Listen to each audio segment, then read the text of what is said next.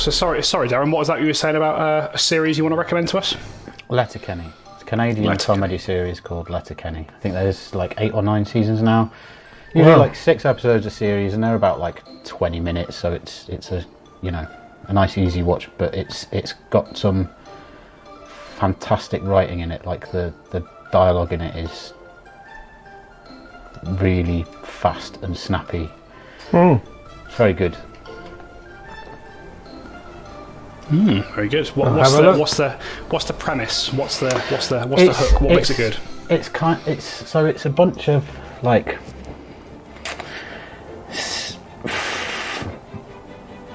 these guys, a bunch of Canadians. They're like they have a farm basically, and it's all about the relationships between the people that live in Letterkenny. I'm not your friend, buddy. I'm not your pal, guy. Yeah, it's I'm not your guy, friend. It's good. I'll drop a couple of links to some clips in the Discord for any of our listeners that want to check it out. That's it. Great time to plug the Discord as well. If you've been listening to the podcast for a while and you want to interact with us on a more regular basis, feel free to do so. Come find us on Discord. There should be an invite link somewhere. It's in the description. In the description of the podcast, yes. Yeah. Check that out. Come find us on Discord. Come say hi. We try to be friendly when I'm not accidentally locking everyone out of hosting. Yes. Now that Dom's allowed you to say that. It's okay now. And I do feel that on that vein, I do have to give a big up to Amy for pestering me to make sure it worked, because it wasn't working for her. I thought it was working. Turned out it wasn't working at all for anyone. But it's fixed now. Excellent. So yes, come and join us on Discord. Very good. So yes, in case you were wondering exactly what that Discord is for, welcome back, listeners, to Tales from the 20 Side, a Pathfinder 2nd Edition Let's Play podcast. My name is Dom, and I'm your Games Master for this game and for many others. And I'm joined by our regular cast members of Mr. Stu Jackson. Hi. Mr. Neil Kelly. Hello. Mr. Darren Mafucci. Hey all. And Miss Amy Chislett. Hello. Welcome back there, folks. Sorry to dive in on you all like that. Not at all. We're keen to. I mean, we just ended an episode on a really happy ending. Yeah.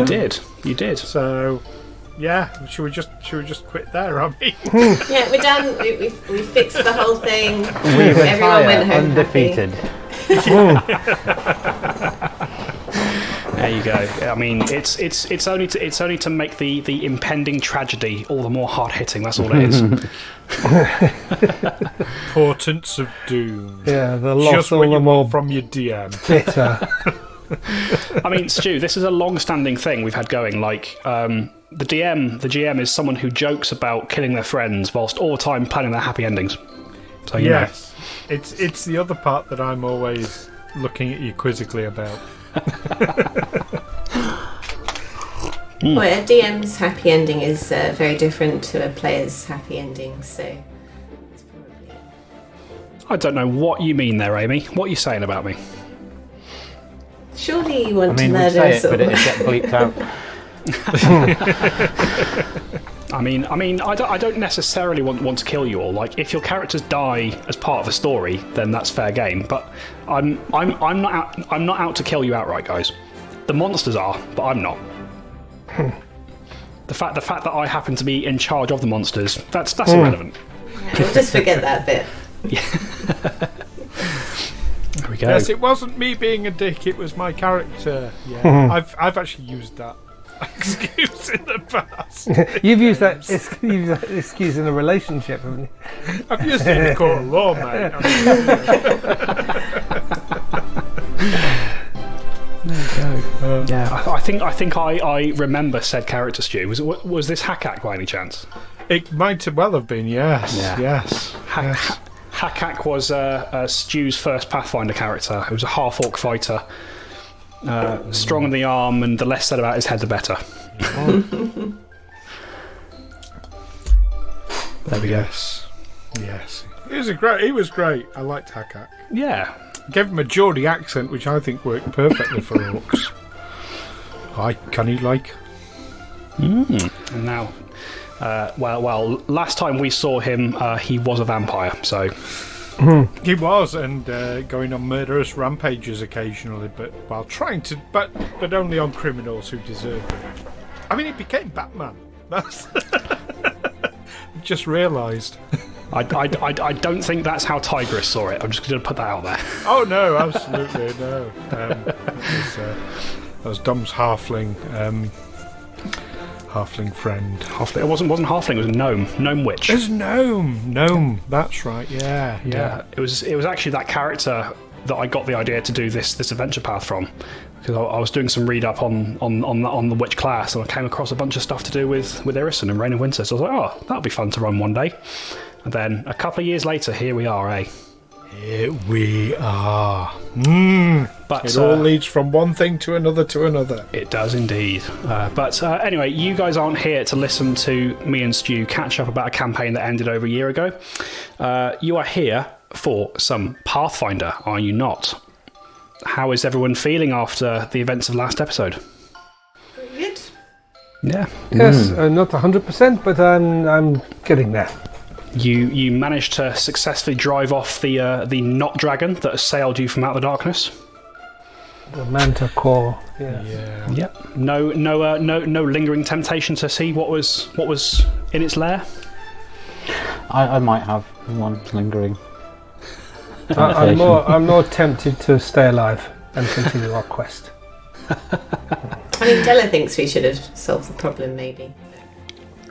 Yeah, now Alwyn's got this massive temptation to say to Brother S, do you think the lair might be full of gold?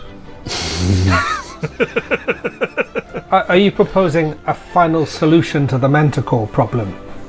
No. Just wondering. Right.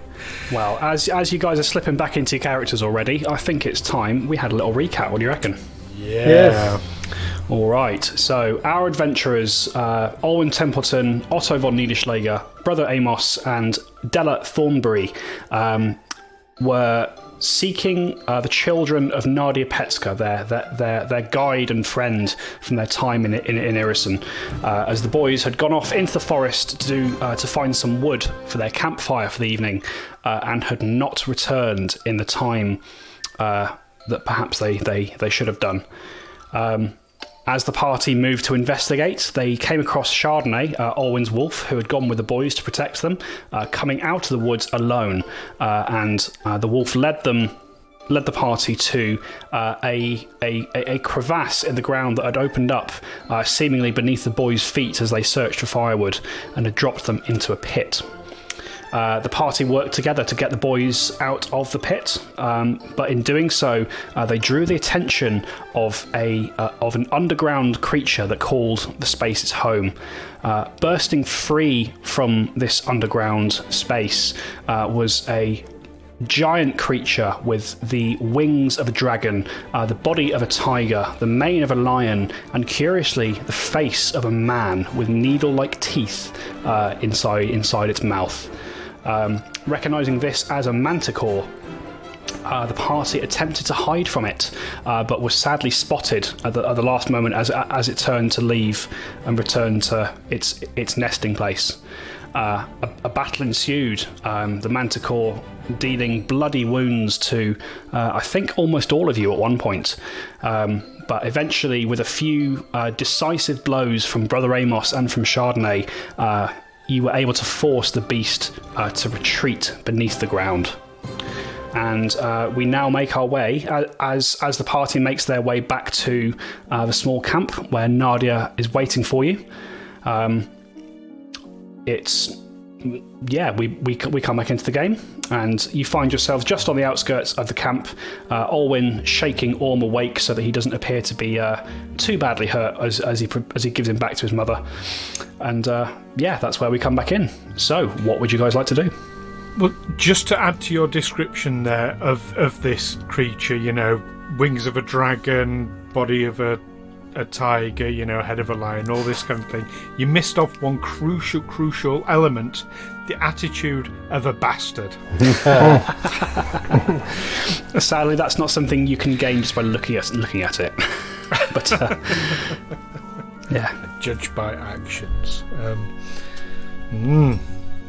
Yeah. So, so Nadia, we'd better saddle up. Boys wandered into a chimera's nest. Yes, we'll put some distance between ourselves and what we've just seen. Even if it's only a mile away. A what? A big beast, wings of a dragon, body of a lion, head of a person, and attitude of a git. Well, that doesn't sound at all friendly. I'm guessing by the injuries you've all got. And so what? Do you think it's still dangerous? Do we need to move? Is that what you're saying? Yes. Oh yes. All right. Oh, yes. Like the others say, we shouldn't need to go far. Just just a bit. Okay, if you're sure. I mean, I was hoping to get us camped here. It's starting to lose the light, and obviously once the sun's gone, we'll lose the heat as well. But we can go a little further if you think it's safer. I think yes, it'll be worth. We might regret it if we stay here. All right. Okay, and she starts packing up the camp. As she does so, you notice that she gathers the boys close to her as she does so. It certainly seems for the time being she doesn't intend to let them out of her sight even for a moment. So they're sort of assisting her with packing the sleds back up again. What are you all doing? Help! Let us help us pack the things on the sleds and get moving. You assist in doing so, and you after a short while you find yourselves ready to move out. So a question here for you guys: how much longer do you wish to travel into the night? Into the evening, sorry. It's not fully nighttime yet, but the sun is going down. I think just until it's dark. That's as far as Brother Amos can go. Well, unless he's of course following he's in the second sled and there's some kind of light on the sled in front. But otherwise, I think a mile or two maybe. Well, let's go till sundown and then assess it from there, because it's not just about seeing the sled in front and seeing the route, is it? It's also about seeing rocks and things. Yes, so go to sundown and then look for somewhere sleds. To. Yes, I think so. What do you think? I mean, you're the one driving, Brother Amos. And travel till sundown. Okay. So you're continuing along the road just until sundown. Yes, we'll go as far as we can. Okay. So you start moving the sleds once again. Sort of perhaps a bit cautiously, so as not to attract the attention of anything around you as you do so. You start moving a bit further along the road, and within short order, within perhaps half an hour of travelling, you can get a decent distance in this time. You're on kind of vehicles as opposed to walking. The sun does start to go fully down and the light begins to fail around you, and Nadya sort of calls back to you all. All right, I'm starting to struggle to see. Do we think this is far enough? Yes, it is far enough. It is further away, so it is far enough. All right, come on then. I'm going to need some help getting the camp set up. We're going to be vulnerable to the cold here until we get the fire up. Otto, go for it. I was going to. I am a team player. I mean, you can cast. Oh, I can. Yes, I can start a fire. I can do that. Yeah. Stand back, everyone. Sure thing. Okay. So if Otto is assisting, please give me a survival roll. Or everyone, or just me. Just Otto. I thought you mean as a consequence of my assistance. If everybody else is assisting, you can also make rolls as well. No. So 26. Done quickly. 26. Okay. Survival. 11. 17. Okay, so Amos, Della, and Olwyn. This isn't a skill that you're used to using. You're not used to building sort of camps in the woods, particularly in more rushed circumstances. Olwyn, you actually almost end up getting in the way more than you do assisting. But you sort of get to a point where you just decide, you know what, I'm going to step back and I'm going to let these guys handle it. Because between Otto and Nadya, they do get the camp and the fire up reasonably quickly.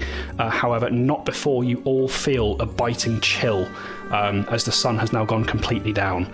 Could I have a fortitude save from everybody, please?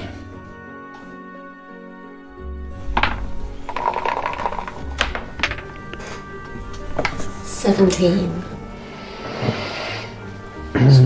Okay. 25. 25 for Otto. Just rolled a 1. Critical fail. So it's 10 in total. 29 for Alwyn. Okay. So Olwyn, critical success. You feel this wind blow in, and you sort of you snuggle up with Chardonnay. Oh, I'll need a save for Chardonnay as well, please.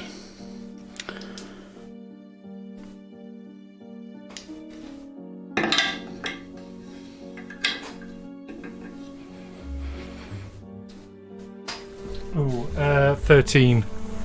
Okay, no worries. So the DC of that effect was DC 19. So based on your save, if you rolled above 19, you find yourself taking 5 points of cold damage as the chill sets in. If you failed that, you take 10 points of cold damage. A critical success, you take no damage, and Brother Amos, with your critical failure, you take 10 points of damage and you become fatigued. You find you get getting very, very tired just being out in the cold like this. Good. But within short order, you are able to get the camp going along with a little fire, and you all huddle around the warmth themselves as the night begins to draw in. What would you like to do? Brother Amos starts snoring. Just fall straight asleep? Yeah. Sure, okay. He's fatigued. I think someone ought to keep watch. Yeah, well, Alwyn will start doing rounds of treat wounds on people. Okay, you can absolutely do that. Who are you working on first? Chardonnay. Chardonnay's pretty beat up. Chardonnay is the one you care about. 19 on the dice, so that's 29, so that's a critical success. It is. That's 4d8 back. So yes, you're right, Chardonnay is the one. Not wrong. That is 13, 15, 22 points back for Chardonnay. Chardonnay is up to full. Nice. Very nice. And then, who's looking the most injured at the party? I think Brother Amos is pretty ropey. Yeah. It's probably going to wake you up, but... That's okay. Yeah, starts working on you. Oh, that's good. 26. That's another critical. It is. So yeah, Brother Amos, you do find yourself sort of drifting in and out of consciousness as you become aware of Olwyn working on you to treat some of your injuries. You get 16 points back. Oh, lovely. Thank you. Now you can go to sleep. Otto, you're injured. A little. I have some residual bludgeoning damage and cold damage. Okay, Alwyn will take a look. 18, so Regular success. so regs. 15 points back. Oh well, I'm back to full strength then. Thank you. Excellent. Much And, appreciated. Orm, I believe, is the only other one who's injured, other than Alwyn himself. I mean, the boys with the mass heal you gave out earlier on, and all the stuff you've been doing to them, they're fine at this point. You can see that Orm's ankle is still sort of bent a little bit the wrong way, but he's able to walk on it at the very least. But in terms of injuries, he doesn't seem to have anything else. Okay, and finally, Alwyn will work on himself. Okay. Oh, that's pretty good. 24, so that's not a critical. He gets 5 points back. So, not very good. Della's not hurt at all, is she? Do any of my fingers look a bit frostbitten? It's very cold. Now, can Alwyn do anything when it's damaged like that? Because of... Yeah, you can. I mean, it's damage in the same way that everybody else is taking damage. All right, yeah. Amy's just being very descriptive. That's what it is. Alwyn will see what he can do for Della. 15, just. Have 4 points back. Thank you. Yeah, you can. Although Della doesn't really have any frostbite, you can see the early signs of something starting to happen. So you sort of gently warm her up and administer some care that way, Orwin. Okay, what about Nadya? Do you know what? I didn't roll for Nadya. Let me do that now.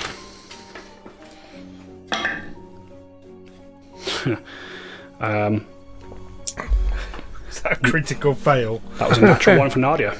Oops. Oh no! Oh no! Yeah, you can see that as she's been sort of focused on building this fire, she's been distracted the entire time. Like, she's been able to get it finished, but her attention has been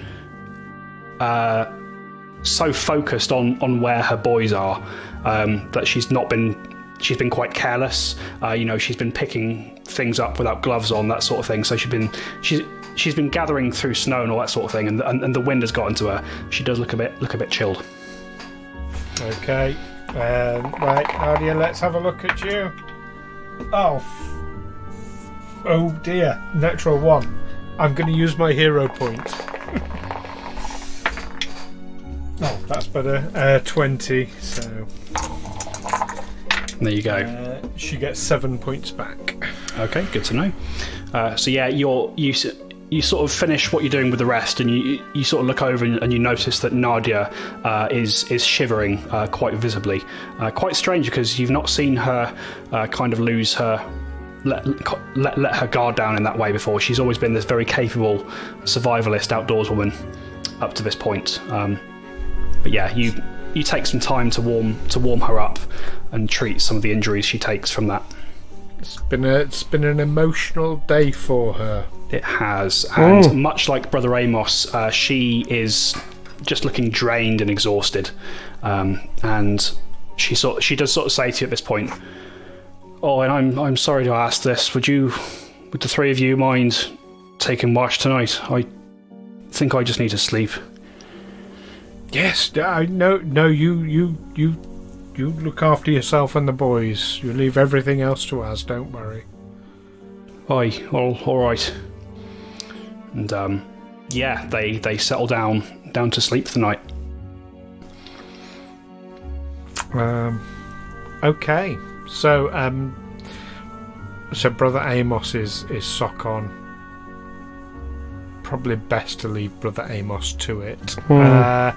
So if you want, I'll take first watch, and we can do it amongst the three of us.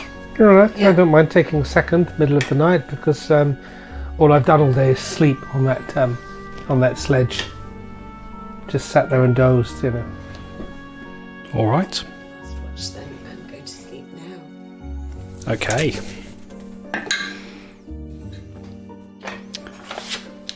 All right. So your first watch is slow.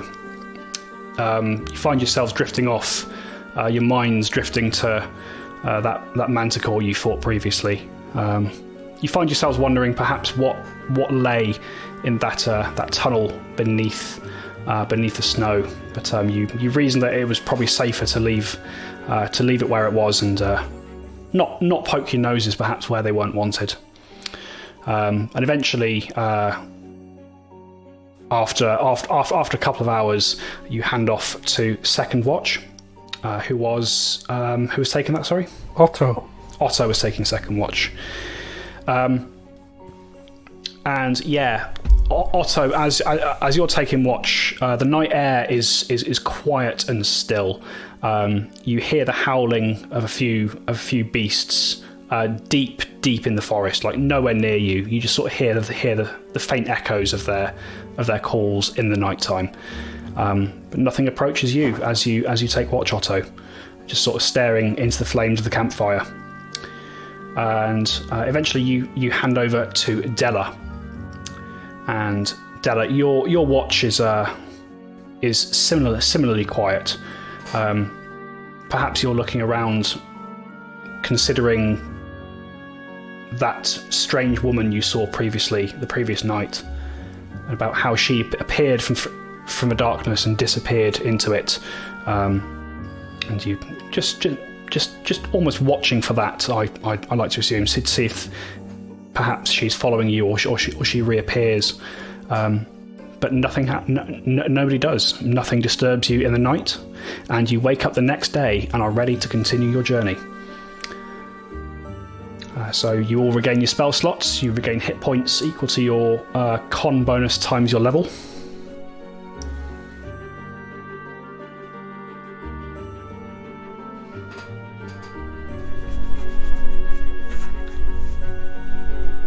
So I mean, I'm not fatigued anymore. Yes, your fatigue has gone.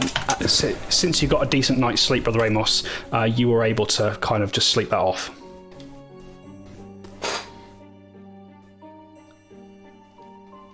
Right, Let's roll. All right. So you pack up your camp and you begin moving once again. And Nadya, as you begin to move, Nadya is one of the last to rise out of the group today, and you can see she looks quite bleary-eyed, as though she's not slept particularly well. She seems quite spry and energetic. She looks okay to carry on the journey, but yeah, there's a weariness to her that wasn't present previously. And yeah, she sort of turns to you and says, "All right, so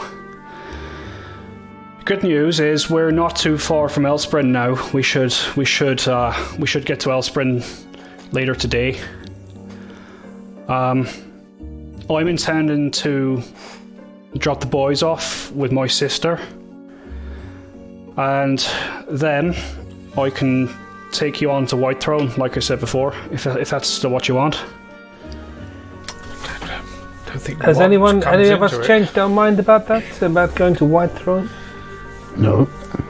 I think we need to. I don't think we want to. I think yes. I have to set it. I have to tick both boxes. I want it, and I need it, and I want it. Do you two need some privacy again? He's not up to stabbing my hindquarters yet. Poor man is fatigued. Right. Okay. Yes, I think we need to. Yes, thank you, Nadya. All right, okay. Well, let's get moving then. I say not too far now to Elsprin. We might at least we might even get a night in a building rather than in the wilds. Does make a nice change. Come on, let's get going. Let's get going. And you pack up your sleds, and you begin. You continue travelling along the road, and about a few hours later, after you've begun your travel, you start seeing signs of civilization around you. You come across a couple of old abandoned huts that seem to be have once been perhaps woodsmen's lodges, just kind of out on the sides of the road, all very abandoned and in a severe state of disrepair. But it's perhaps a comforting reminder that you aren't just out in the wilderness. There are people here, and you will be finding your way back to civilization fairly soon. And just as you kind of get moving again after your midday break, it's about 2:00 in the afternoon. You can just begin to see on the horizon a trail of what looks to be chimney smoke, just drifting up into the sky. And Nadya sort of calls back. Excuse me. Nadya calls back from her sled. So it says, "Oh, you see that up there? That chimney smoke." Yes, Yeah. I see it. Mm-hmm. Yes. That's the edge of the village. I imagine that'll be Marit's house, Marit and Borvald. My sister lives in the main town itself, but once we get to Marit's house, we'll be in civilization, as it were. Come on, we're almost there.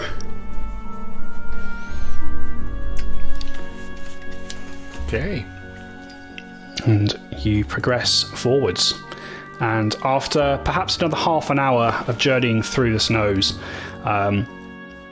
you do start to see the shape of a wooden building a little distance in front of you.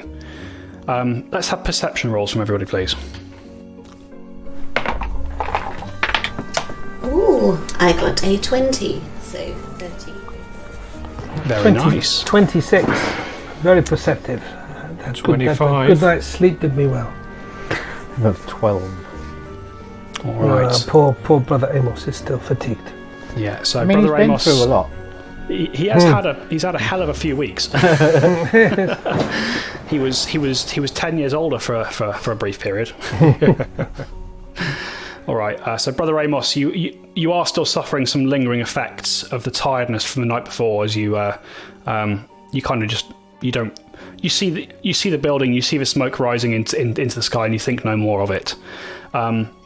Everybody else, you see that the house itself, you can see that there are faint glimmers of light coming from the windows, but the shutters themselves are pulled closed.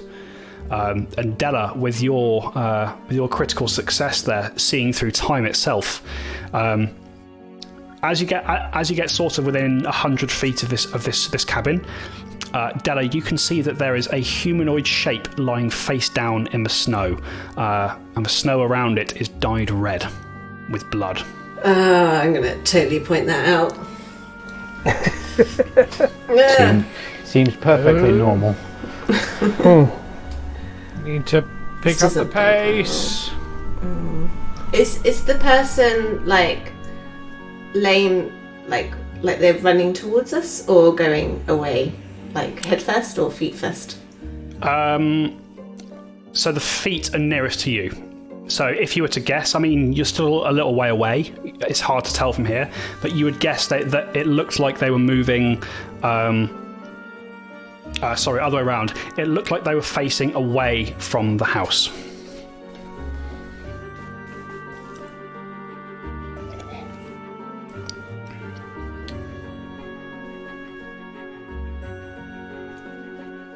Okay.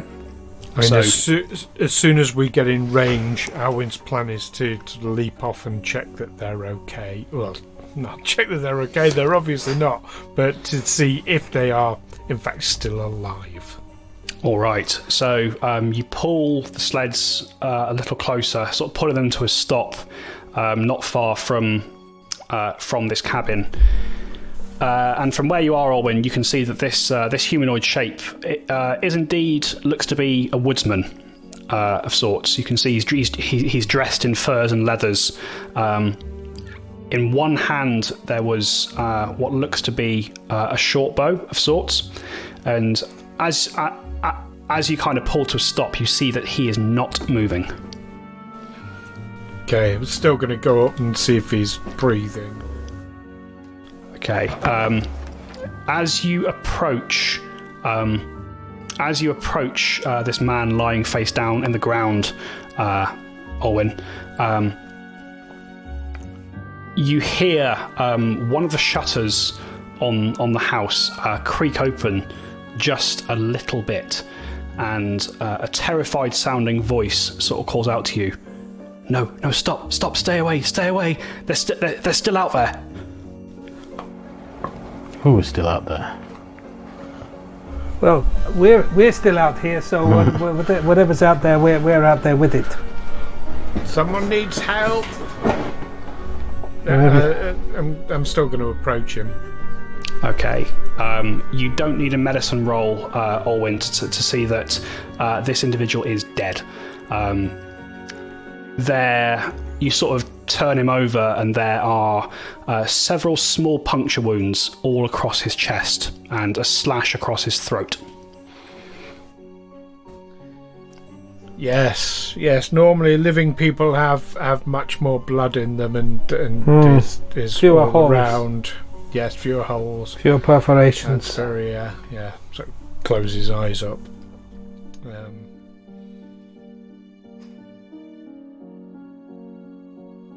What do you think we should do? There's clearly something around that's dangerous.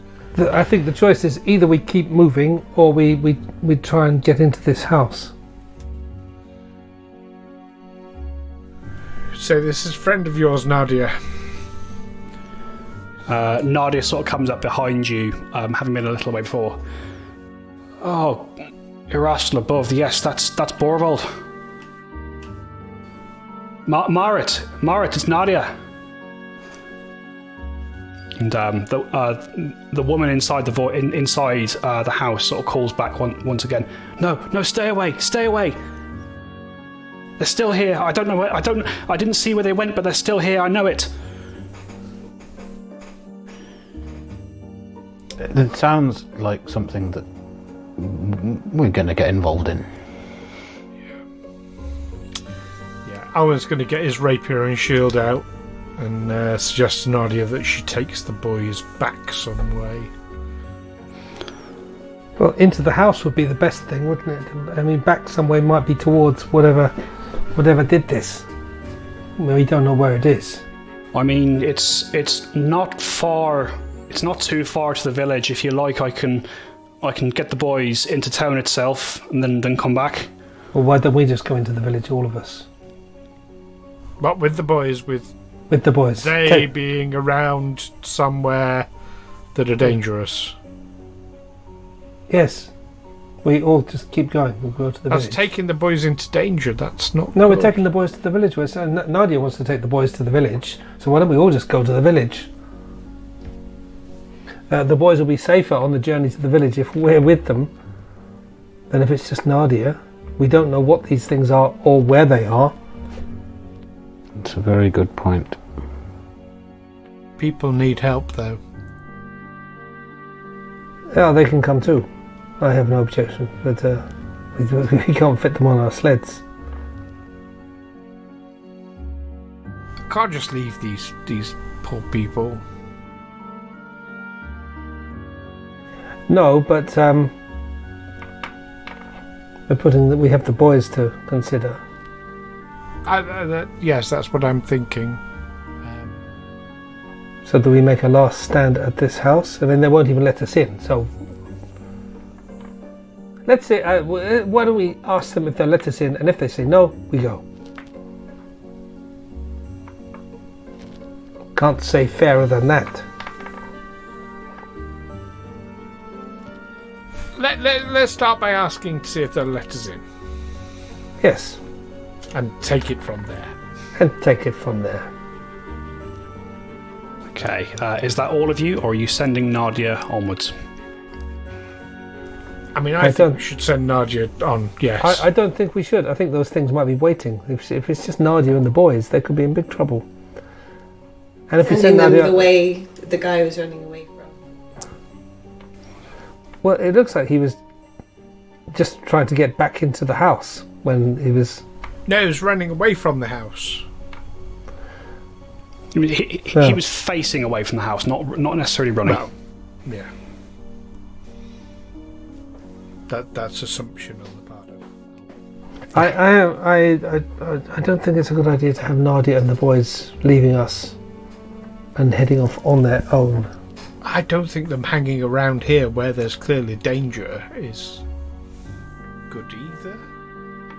But we don't know where the danger is. The danger might be between here and the village. He might be just waiting for them on the road. For all we know. Can Brother Amos just walk up to the house and bang on the door? Let us in. Good call. No, why, no. Good, there we go. We have your answer. Off we go. Let's go back to the village. I can't open the door, they're too fast. What are too fast? The creatures, I don't know what they are, but they're very fast. They killed my husband. There's nothing out here right now. Apart from us. Well, apart from us, yes.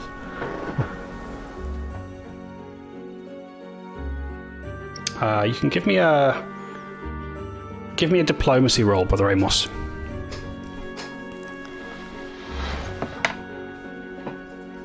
19. 19, okay. There's a pause. And she says to you in reply, they're not there. You don't see them now, but they could still be nearby. And they're very, very fast.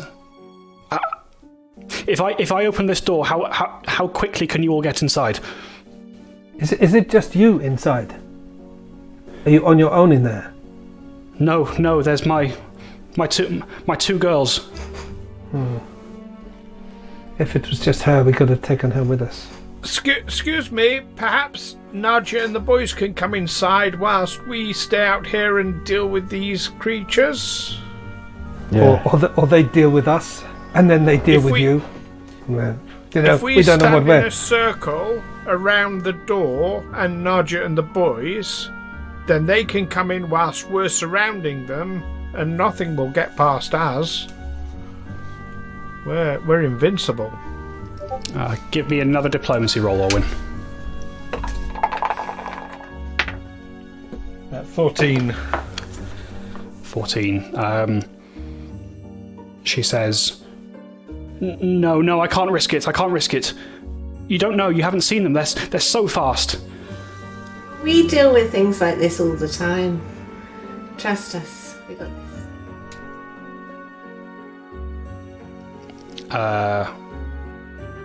this. She sort of looks back to you and says, No, I can't. Well, it seems the decision has been made for us.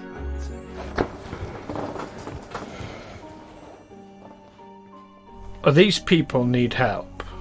They don't want our help. No, they don't want to open their door. That's I'm going to say a slightly different thing. Nadya, do you think you can get the boys to safety? I think I can. As I say, it's not far to the village. If I get the dogs going, we can be there in a few minutes. But what about the girls as well in the house? If we can get them out too. I mean, if you can, Mara, do you want to get? We can get the girls to safety if you want to let them out.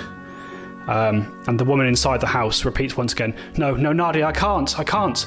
If I open the door, they'll come in and they'll kill me. They're too fast. I mean, if you'd opened the door by now, they still haven't turned up, so we could have been all in. We could have been gone by now. Unless they're invisible.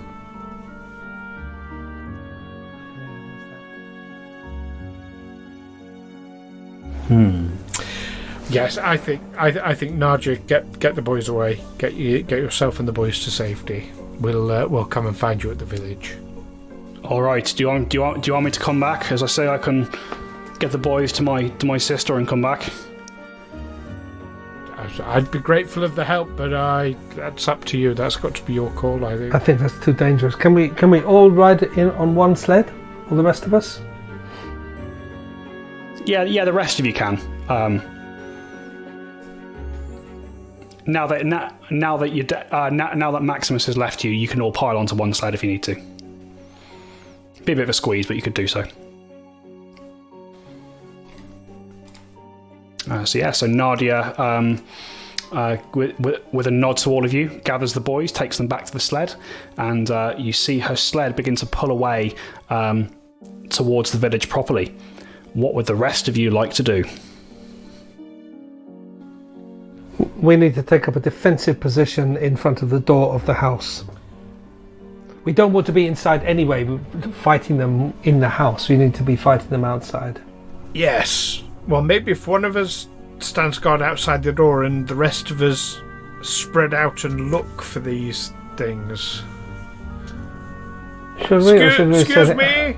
What do they look like? I'm thinking, if these things are fast, yes, then if they're fighting us inside the house, they will have less room to use their speed to any advantage. You can't go very fast. You could go as fast as you like in a 10-foot square room, but you won't go very far. Yes, but they'll be able to hit us very quickly over and over again.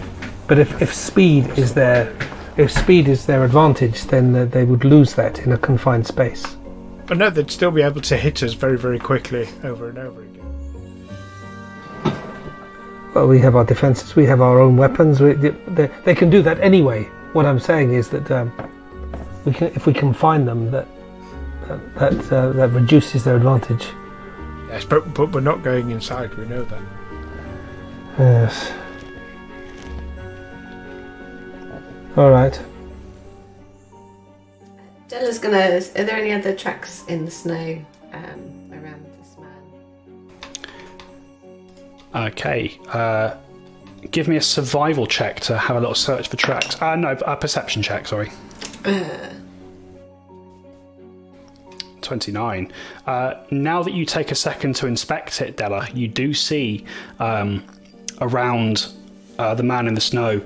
There are two sets of tracks that don't belong to him. Both of them very, very small, and they both. It's from what you can gather. These two, whatever they were, they swarmed around this unfortunate man as he tried to defend himself and by proxy his home, and sort of made numerous precise punctures into his body, possibly wounds that you're not. Possibly wounds that you're familiar with inflicting yourself, Della, if that makes sense. Very, very precise and calculated with where they're supposed to end up. But as part of that, as you investigate the scene, you do see that these tracks that you find, they disappear off towards a section of the underbrush, sort of back into the thick of the trees. I think I know which way they went. Right, shall we form up and head that way? Yes. Yes, Della would like to take sort of a stealthy lead approach to this. All right, give me a stealth roll, Della.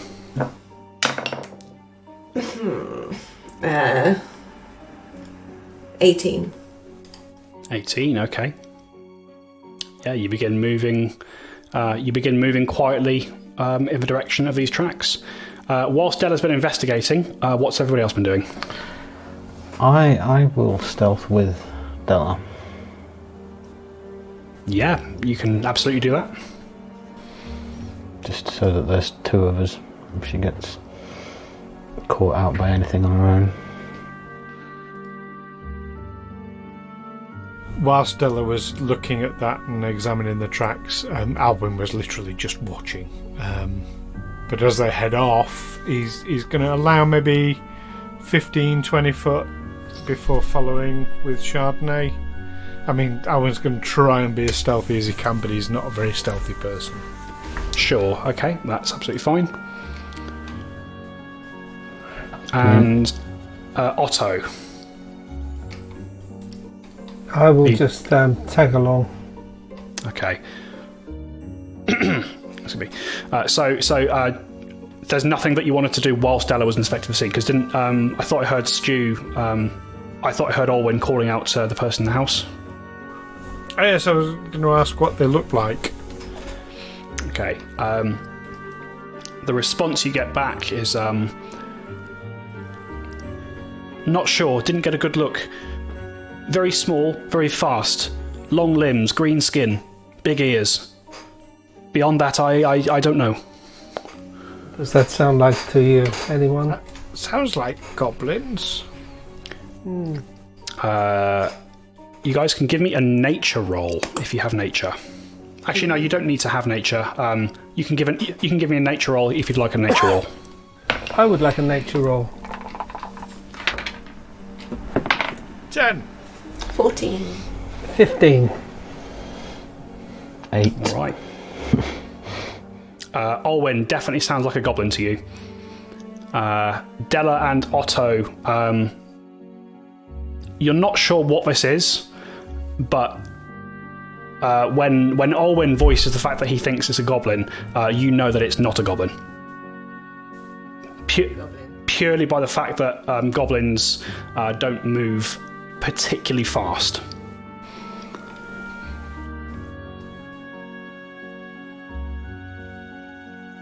We don't know what we're up against. Hasted goblin?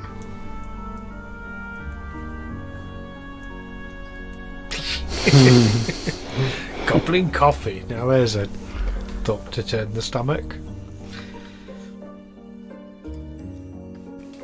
All right. So, anything else going on, or are you just going to follow these tracks?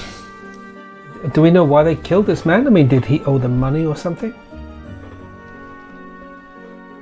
It's not a good reason for killing someone. Oh yes, you're about to. Well, what I'm asking is, did they have a particular reason to kill him, or did they just turn up and kill him for whatever? Because that's what they do. Well, they're threatening Nadya's friend and these two children. Yes, but for what? But do we know if there's any reason why? It's a good question. Let's ask them when we find them. Why don't we ask Nadia's friend? You know, I'm trying to be a better person, and I'm trying to see all points of view. Excellent. Yes, ask her. Yes. I don't believe you. Hello in there. Do you know why these things attacked you? Was there any reason for it? Can you hear me?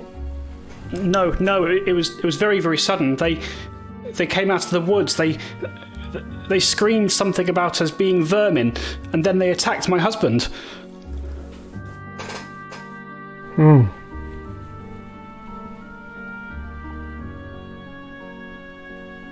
Well, yes, they had their reasons, but we don't know what they are. Right. And we don't accept them either, I should say. Thank you for clarifying. Yes. Right. I think they are bang out of order and need to be told. Yes. Now, where have Brother Amos and Della gone? Oh, just see them there. Yes. Yeah, so just at this point is where Amos and Della are starting to sort of creep away from the group. Brother Amos and Della, you follow these tracks for a short distance away from the cabin itself towards the edge of kind of the thicker underbrush. As you do so, the tracks split into two sets of tracks. One disappears towards the underbrush, and one set goes towards a larger tree. And that set that goes towards the tree stops very abruptly. Not right up against the tree, but sort of maybe 10 feet away from it. Is he up the tree? Is that what he did? You need to look up in the tree and see if there is anything up there.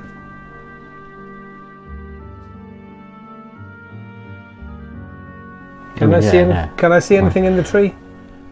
You can give me a perception roll, Otto. A perception roll. I'm not very perceptive.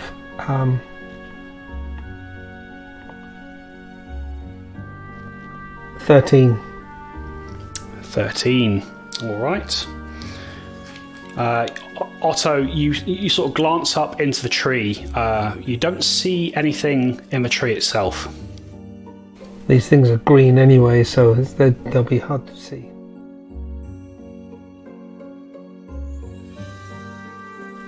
Anything anyone else would like to do? I mean, if the tracks just end, I don't really know what else can be done. Did she mention whether these things had wings? She didn't mention wings, no. Maybe they have wings. But why would they have walked all this way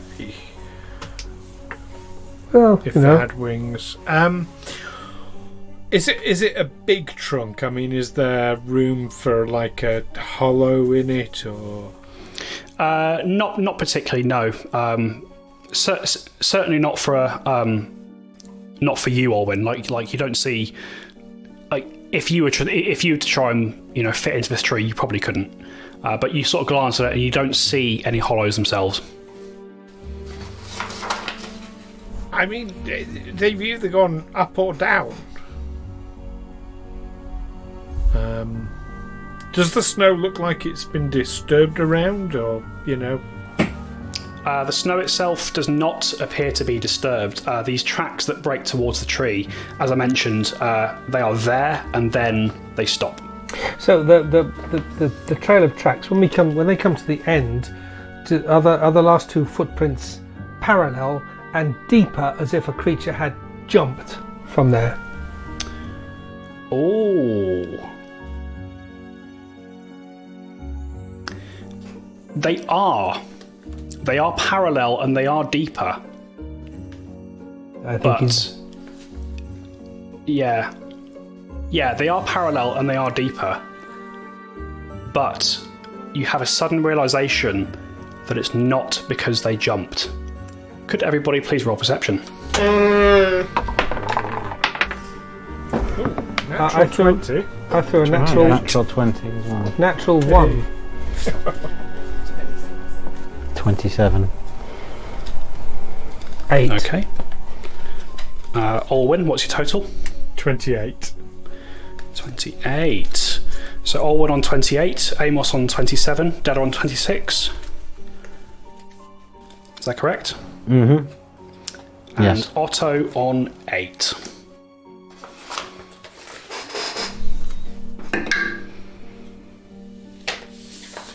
Okay.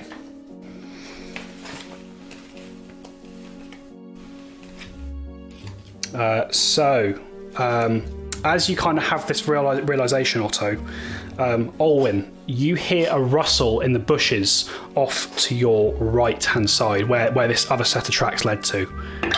And bursting out of it, you can see there is a small creature that looks a little like an animated sort of tree stump, as it were. It's got sharp, spindly limbs, and it comes rushing towards the group. And as it does so, you hear from the area of this of these deeper tracks, you hear a tiny voice calling out to you. Filthy humans! Meddling, meddling, meddling! Now you die! And that's where we end for tonight, folks.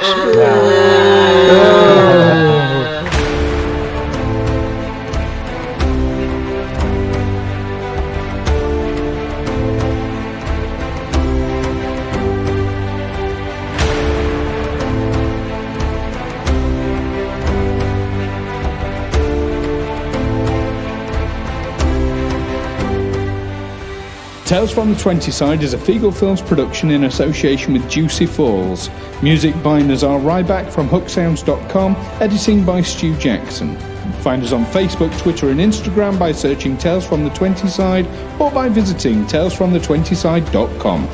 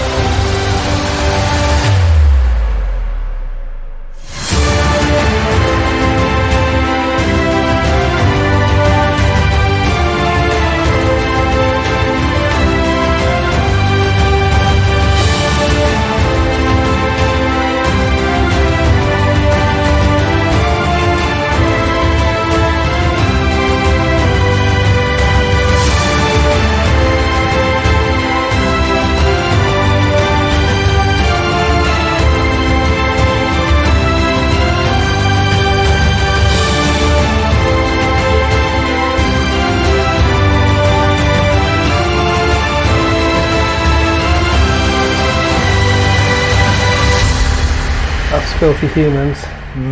I'm no human. Yeah, neither is Owen. I mean, he's, well, half human. Yeah, in fact, there's only one human there.